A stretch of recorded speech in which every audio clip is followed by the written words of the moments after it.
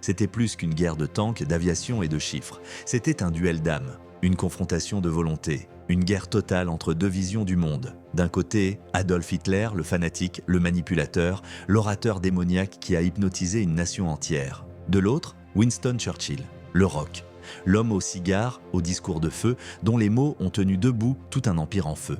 Voici l'histoire d'un duel psychologique comme l'humanité en a rarement connu.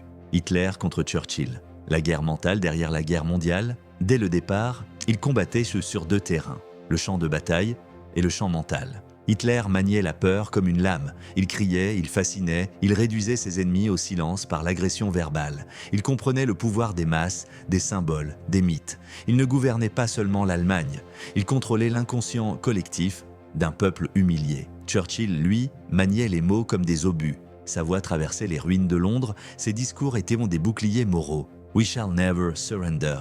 Ce n'était pas juste de la rhétorique, c'était de la psychologie de guerre. Hitler pensait comme un joueur d'échecs, mais qui jouait contre les règles. Il voulait désorienter, déstabiliser. Blitzkrieg, choc, terreur. Dans sa tête, le monde devait se plier à sa vision délirante de la domination raciale. Churchill, lui, n'a jamais cherché à séduire. Il disait la vérité crue, froide, brutale. Il ne promettait pas la victoire, il promettait du sang, de la sueur et des larmes. Et pourtant, les Britanniques l'ont suivi. Pourquoi ? Parce que Churchill ne jouait pas sur la peur. Il jouait sur la résistance mentale, il parlait à l'orgueil, à l'histoire.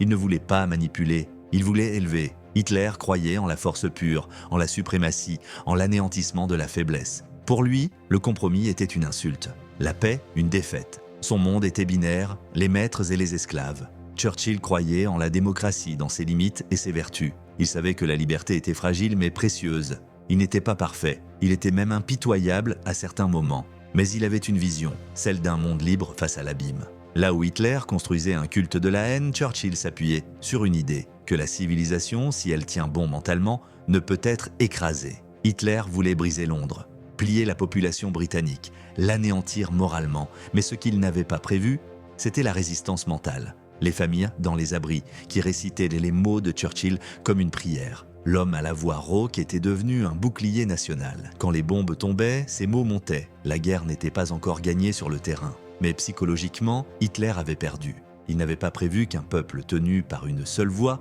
refuserait de céder. Le duel s'est terminé dans une chambre souterraine de Berlin par un suicide. Et dans une salle de conférence à Yalta, par une négociation difficile. Deux destins, deux philosophies. Hitler, la haine autodestructrice. Churchill, la résilience imparfaite mais tenace. Ce duel psychologique nous rappelle une chose, que dans les moments les plus sombres de l'histoire, ce ne sont pas toujours les armes, mais les esprits qui décident du sort des nations. Duel psychologiques historiques, épisode 1, Hitler vs Churchill. Le pouvoir de l'esprit face à la tyrannie.